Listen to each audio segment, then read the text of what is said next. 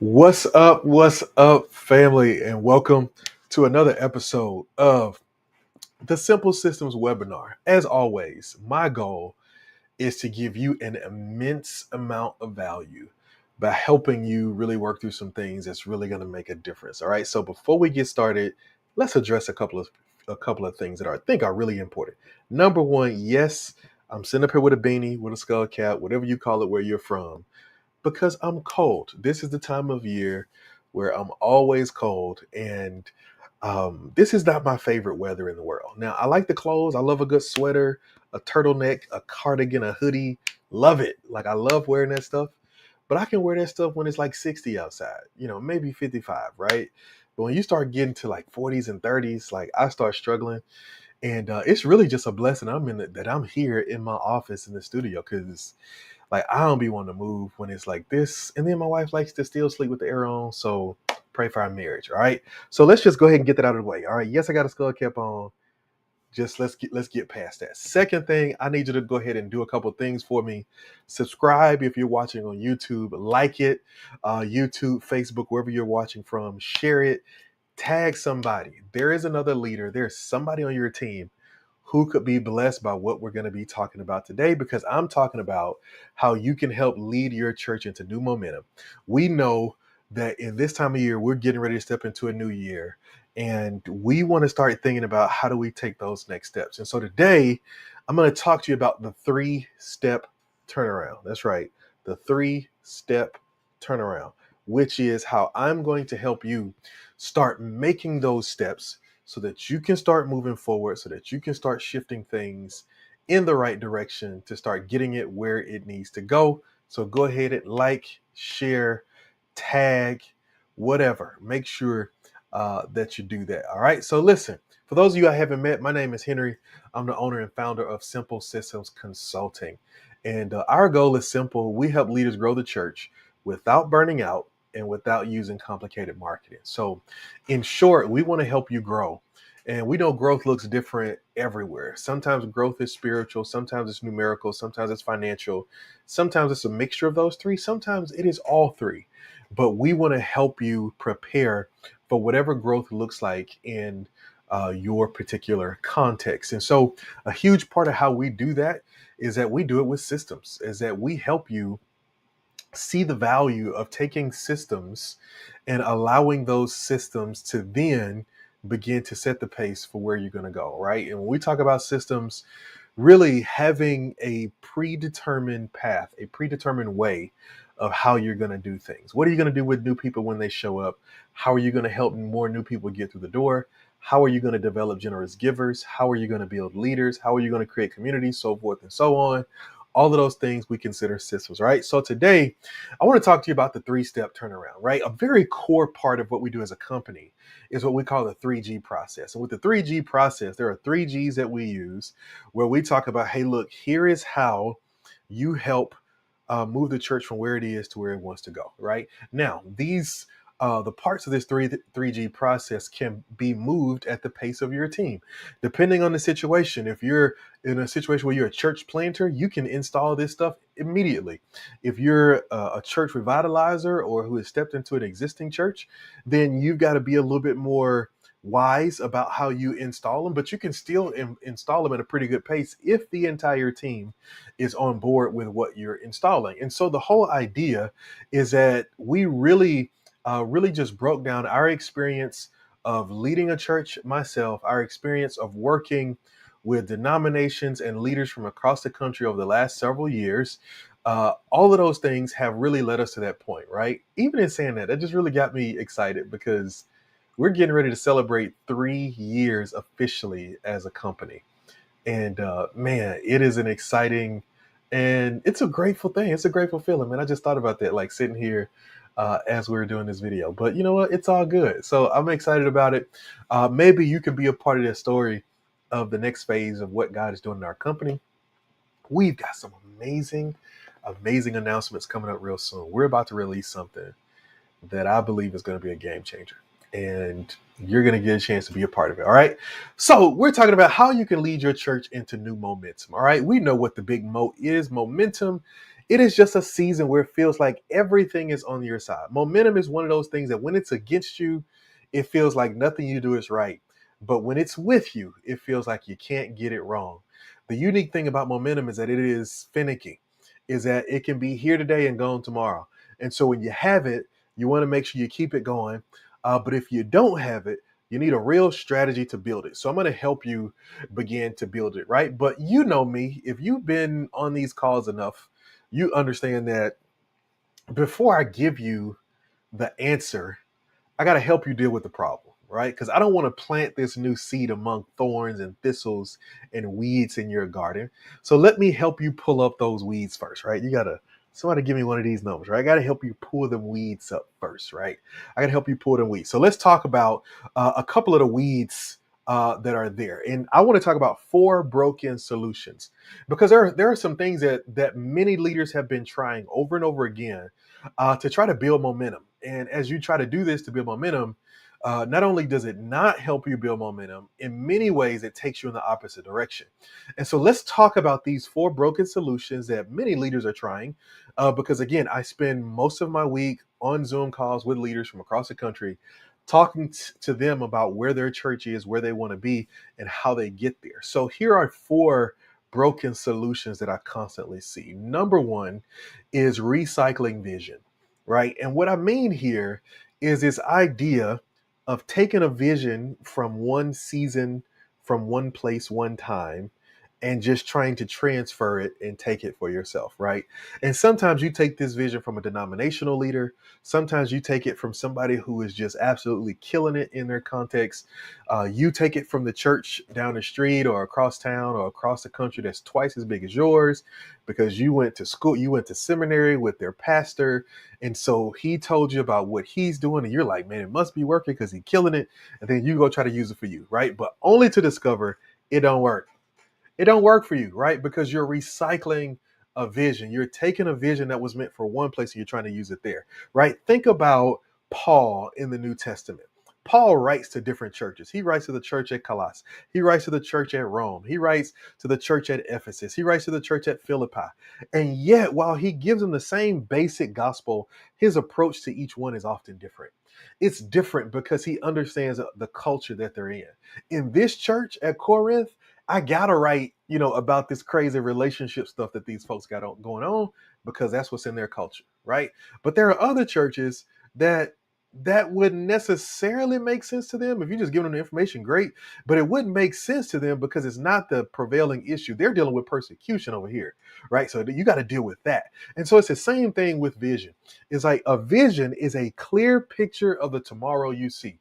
It is the ability to see in your mind's eye tomorrow as though you are standing in it, right? And so instead of trying to recycle a vision, you need to get an original vision from God. And it might not be as hard as you think. Sometimes getting an original vision from God is as simple as slowing down enough to let someone else help you organize your thoughts, right? That's one of the things that we do for the pastors in our program is that we help them slow down enough and say, hey, look, if you have this 90-minute conversation with me and I can look at what you're preaching, I can look at your patterns, I can help you uncover what your vision might be, right? And so what you've got to avoid is trying to recycle vision because what worked for them won't necessarily work for you. Second thing is copying strategies, right? A vision is a clear picture of what tomorrow is. A strategy is a plan for how we get to tomorrow. And here's the problem with copying a strategy from one place to another. There are some strategies that are universal, right? In a general sense, right? You may see evangelism. Well, evangelism could pretty much work anywhere to varying degrees, but evangelism is evangelism, right? But here's the issue is that it's weird and it's a broken solution to copy a strategy if the vision is different, right? If you're going to have a unique vision, there are going to be places where you need unique strategies, right? And so here's what I mean. If we're both here in Birmingham, Alabama, and we're getting ready for a road trip, and on your road trip, you say you want to go to Memphis, Tennessee. On my road trip, I want to go to Atlanta, Georgia. We can't use the same map or the same path to get to where we're trying to go. We can't go down the same road right? You need to be going north. I need to be going east. And so we've got to go in different directions. And so it is then a broken strategy for us to try to use the same road when we're going to different places. The vision is the destination. Your strategy is the road that you're going to take to get there. And so just copying somebody else's strategy won't work. And yet this is something that so many leaders are doing is we're taking somebody else's strategies. We're taking what somebody else is doing. We're taking what somebody else has thought of. We're taking all these other things, right? And we're attempting to make them our own when that's not the solution that's going to work for us. So that's the second broken strategy. Number three is attending conferences. Now you got to let me explain this. You got to let me explain because I already see you jumping up in your skin. So let me explain. Give me a second. I'm not saying going to conferences is wrong, right? That's not what I'm saying. I go to conferences all the time, right? I love a good conference. I'm preparing for a conference in not too long, coming up soon, right? So I love a good conference. It's not that going to conferences is wrong. Um, Here is what is broken about this solution. So many leaders go to conferences by themselves. And so they get inspired and they get fired up and they get encouraged in a way that their leaders don't get. And so what ends up happening is, as a leader, you come back all excited and fired up, like, yeah, we're going to do this, we're going to do that, we're going to do that. And the people are looking at you like, all right, like, whatever. Like, they're not as excited as you are. And that's a broken solution because really what you need is a solution that everybody can go through together. Now, people's willingness to go through the strategy, that's a whole different conversation, right? But what I'm saying is you do need something that everybody can follow.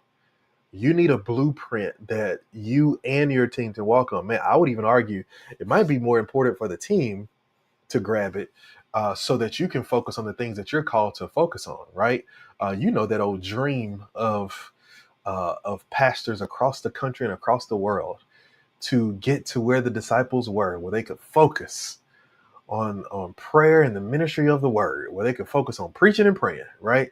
Like that's what we all want to be. Well, in order to get there, your team needs a unified strategy. They need to be on the same page for how they get from where they are to where they want to go, right? And I know that's not easy. It's not an easy thing. Trust me, I know, right? But it is something that you need because just you going to conferences and getting more education oftentimes puts the burden back on you because you come back as the person who knows how to do what you learn how to do without others knowing how to do it. And so you need a strategy that you all can embrace together. And here's last but not least, number four. And this is an important one. This is my first time talking about this. Uh, Too many leaders are trying cultureless resources. Cultureless resources. I don't even know if cultureless is a word, but it's going to be one today. Cultureless resources. And here's what I mean by that is that you're trying resources that don't consider your culture, right?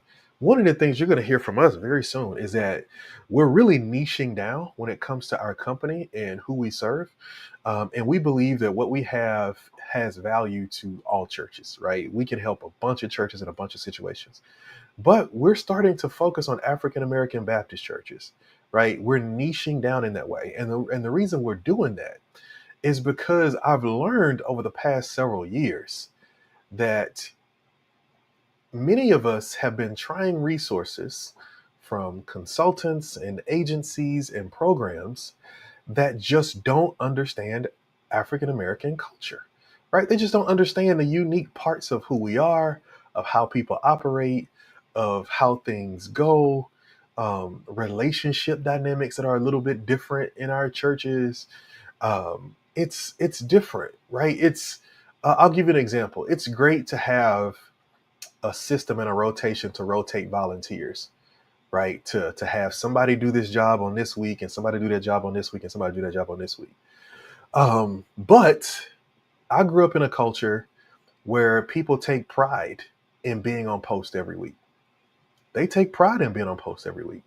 And so now you've got to think a little differently about how you get new people involved, right? Because Miss Mary gonna be on that door every Sunday, right? That's and and might try to fight you if you try to take her off of it, quite honestly. Right? She might get a little riled up with you if you try to say, well, let's take you off and put such and such on the door this day. She gonna take that personally because that's her post. That's a part of her service to the kingdom, to God. And so she wants to do that. And so now you've got to figure out a little bit of a different strategy to get involved. And that's what I mean when I say culturalist resources, is that understanding how our culture operates. And so you need a resource, you need a strategy, you need systems that take your culture into mind. And so that's one of the pivots that we're making, is that we're really focusing in on our cultures and saying, okay, look, here's how we can help you take the next step. All right. So now I want to kind of start getting into what I have for you. But here's the final thing you really need to be aware of. There's a reason I'm giving you this. I'm giving you this because I know you need to take action. You need to take action. And the reason you need to take action is because for many of you, staying the same really isn't an option, right? Congregations are shrinking. Uh, the people in the church are getting older and older. One of the ways you know that is that you're doing more funerals than weddings and baby dedications. Um, Budgets are getting tighter, and you can feel yourself losing your grip on the community around you, right? Your voice isn't necessarily one that people are looking towards, right? And so it's really moving towards irrelevance. And so for you, staying the same is not an option. You've got to figure out, what can I do and what is God calling me to do in this next season that's going to help us take a step forward? I mean, that is paramount, that is huge, and it's insanely vital that you be thinking seriously about that, because if you're going to not only survive but thrive into the next season, you got to take action right now. Like, you've got to. Like, if I'm honest, the best time to do something about the issues you're facing right now is really 6 months ago. But because you can't go back in time, the second best time to do something about it is right now. Like, you've got to take action right now and really start doing something to really partner with God to see the church go forward, right? And I get it. There are so many things that are out of your control as a leader, but I also want to be very clear that I believe in our responsibility as leaders. I believe as leaders, we do have a responsibility to do what we can, and God has given us authority to really make a difference. He's given us authority to make a difference. I'll give you a very simple example. There's nothing in this world stopping you from inviting every person you see in the next 24 hours to come and visit your church. Will all of them come? No. But the stats say somebody will. If you invite enough people, somebody will come, right? But it just starts with you just being willing to say, okay, look, let me at least go invite, right? Let me go do that. So you've got to do something. And so I want to help you do something. So I'm going to give you this 3-step turnaround, 3 simple steps you take. These steps are the exact steps that we use in our process. And so I want to give them to you today. All right. Step number 1, in phase 1, you need to establish systems that reach and keep new people. All right. And so, simply put, you need a plan for how you're going to intentionally get new people to come into the door, right? I know we would love to just think like, man, if God want to send them, they're just going to come. And to a degree, that's true, but I call that a miracle, right? I think sometimes we kind of make that thing, I just think we make that thing weirder than it needs to be. Sometimes it's just inviting, right? That's like saying if God wants somebody saved, they'll be saved. Well, true, but it's gonna be because somebody offered the gospel in 99% of the cases. And so you've got to be willing to go out there and have a strategy to do it. And so you just need a strategy for, how will we consistently invite? Here's how I want you to think about this. I don't want you to think about how many people can you make come to church, because the truth of the matter is you can't make nobody come to church. Like, nobody. Folks is grown. You heard I said folks is grown. So they'll come and they won't come if they want. What you can control is how many people you invite. That's what you can control. You can control whether or not you're saying to people, hey, come and join us. We would love to have you. Hey, come and be a part of what God is doing here. We'd love to connect with you. That part you can control. And because you can control that part, that's what you should be doing. And so, in these systems that help you reach and keep new people, it's how do we get people in the door? And then how do we keep them in the door? Right? Think about the people you want to reach. Does your service, how your service is organized, fit them? Right? I was recently talking to a pastor who wants to reach um, Gen Z and millennials. And in 2022, they're still having a 3 hour worship service, right? And I'm like, hey, like I get it. I get it, man. Do your thing. I grew up in, church where, you stay in all day. So that is not foreign to me. But I can tell you this, most of these youngins just ain't gonna do it. They just not gonna do it. They see their time a little bit differently. And then their weekends, they really try to reserve to go and do the things they want to do. Like a generation before us was all about go work all week. You enjoy your Friday night, your Saturday, Sundays for church. You enjoy Sunday evening. You get ready to do it again. This next generation, they want to have their fun now. That's why they won't work regular jobs that they can retire from when they're 60 and 70 years old. They don't want to wait until they're 60 to enjoy their lives. They want to travel now, even if it means that I'm not saving for the future, right? Even if it means that I don't have money put up in an account, so when I get 60, I could just sit back and relax. And I'm saying they, but if I'm honest, we really want to enjoy the journey along the way. Here's what I know. I'm not guaranteed 60 or 70. So yes, I got to prepare for 60 or 70. Don't get me wrong. I want to be around, but by that same token, I want to enjoy things while I have the energy and the wherewithal to do them. Like I want to take trips with my kids today while I'm in a space where I can get out there and go have fun with them. Like I'm not so craggly that I can't go play putt golf with my kids, or I can't go ride go karts, or go to the jump park, the trampoline park. Like I could do that stuff now. I don't know if I'll be able to do it in 10 years.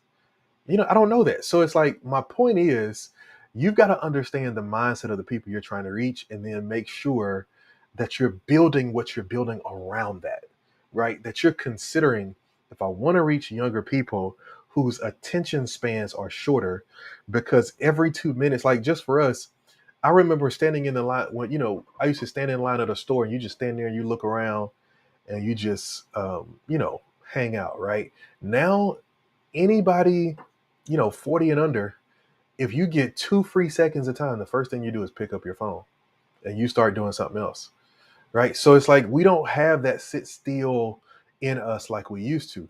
And so my point is that in this first phase, it's how do we build our church for the people we want to reach, right? Meaning our worship service, our process for what we do with them when they show up, but then also how do we reach them and just get them in the door, right? That's simple, but it's a huge part of the equation. How do we just get more people here, right? That's a big thing. How do you help more people come in the door? Phase two, second thing is you want to establish systems that grow people in the stewardship of their time, their talent, and their tithe, right? So here's what we're talking about here. So now, after you gather people, you get them in a room, now you want to grow people. And the idea of growing people is helping people grow spiritually. And more specifically, three things that we think about when we help people grow spiritually. It is about their community, it is about their service, and then it's about their generosity, right? Those three things are just vitally important for believers to grow and mature. We just know that those are a part of the process. And so, what you've got to do is you've got to have a plan for how you grow people in those areas. Again, one big mistake that so many of us have made is just assuming that people is going to grow in these areas, right? Think about it. Think about how long some of us have been preaching, or how long some of us have been in church, and we still haven't heard a sermon on every scripture. We still haven't perfected all the disciplines and all those kind of things. And so it's like, think about how many of your sermons, if people just depend on sermons alone, think about how many of your sermons people have to listen to before they can get a full picture of what spiritual maturity and growth looks like. And so what you've got to be thinking about is, how are we going to intentionally help people grow in these areas? How are we going to get people in relationship with other believers so they can be in community, so they can really grow, right? How are we going to help people see the value of their gifts, see what their gifts are, see the value of their gifts, and put their gifts to work in and outside of the church? How are we going to help people grow in generosity by teaching them what it means to be generous and teaching them what it means to walk faithfully with the Lord in that way? And that's one of the things you have to do. And so I break it down like this: teaching people how to use their time, their talent, and their tithe. As a believer, what am I called to do with my time? How do I honor the kingdom? How do I honor the church with my time? Right? Maybe that's volunteering. Maybe that's serving on the weekend. Maybe that's serving or helping a mission partner outside of the church. How do I do that? How do I take my talent? Right? We have a responsibility to teach believers that everybody in the world should not benefit from their talent except God, except the kingdom, right? Some of our people, some of our best people go out and give everything they have to a company who financially profits off of them. And yet the one who gave them the gift never gets an opportunity to benefit. We've got to teach our people their responsibility to take their gifts and talents and to pour it into the church so that they can make a kingdom difference what God has given them. And then lastly, tithe, right? You can use tithe, you can use treasure, whichever works for you, but you've got to teach people how to be generous, but you've got to teach people why to be generous. All right. One of the things that we teach here in this phase is highlighting the ministry partners that you support through that your church supports through its regular giving. This is a huge shift that the church has gone through. You know, there was a time where people gave just because that was the biblical mandate, and some people still do that. But more often than not, people want to know what's happening with their giving. And so they want to be aware of what we're supporting. They want to be aware of how they're making a difference. They want to be aware of how things are changing. They want to be aware of how things are shifting based upon their giving. And so you need to cultivate that. You need to make sure people understand that their giving here's exactly what it's doing, right? And depending on the size of your church, just be honest. Like I'm telling you, it's easier to be honest when you're small than it is when you're large, right? And so just go ahead and be honest and say, hey, you know, what's coming in right now is enough to take care of the utilities at the church, pay the note, and pay, you know, the Sunday team that we have, whether it be, you know, our staff, our musicians, whatever it is. That's it. Or you say, hey, look, this is what we're doing. We're taking care of, one of the things we're doing is that we're supporting this mission. We're providing backpacks to kids or whatever it is, blah, blah, blah. Right? You lay it out and you let people know exactly what it is, but you need systems to develop people, right? You cannot have great stewards until you become a great steward. Right? I'm going to say that again. Somebody should put that in the chat. You cannot have great stewards until you become a great steward. When you steward well what you have, who you have, then you can start to open the door for what's next and what's coming. All right. Third and finally, you need to establish systems to help people carry the weight of the church with you. Right. Now, this is a big one, because now we're stepping into real leadership stuff. And that's why this is phase 3. So you've got gather, grow, and now we're on go, right? And so our theme here is how can we catch and release leaders to go out and do what God has called them to do, right? And this is, I know this is easier said than done, right? I'm living it every single day. But this is the place we've got to get to as leaders, is that we've got to make sure that we build systems so that people can help us do the work that we're called to do. Too many leaders are burned out, tired, frustrated, overworked, and angry because they're doing too much themselves. And what we got to do is that we've got to allow others to help us. And so that means that we've got to get better at communication, right? How do we rightfully communicate what we're doing, what we're seeing, where we're going, so that people can grab it and hold on to it? Right? How do we do that? How do we make that happen? Right? How do we take that next step? We've got to be thinking about, who are going to be our partners, and more specifically, how we're going to develop leaders. How are we going to be intentional about developing leaders for the future and helping them take the next step with where they need to go, right? And so all of these things come together to really help us put together a solid plan for where we're going next. All right. So here I want to offer you some help. If you text PLAN to the number on the screen, 205-496-7997, then I'm going to send you a link where you can gain access to our Kingdom Advanced Strategic Planning Guide.